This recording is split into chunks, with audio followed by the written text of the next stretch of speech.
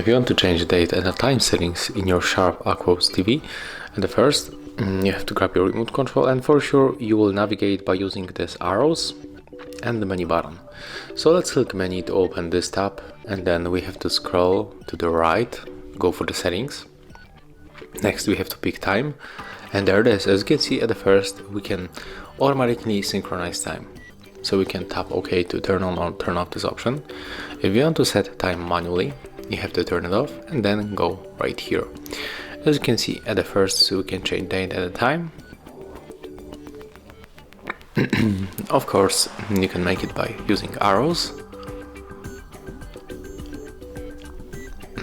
The second one is the month, and the last one is the day.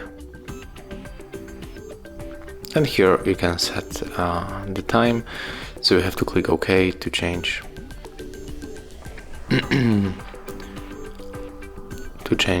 hours and the minutes. So it's right now 13, okay, and basically you have to click back, and if you want to input the time, just use the number keyboard on your remote control.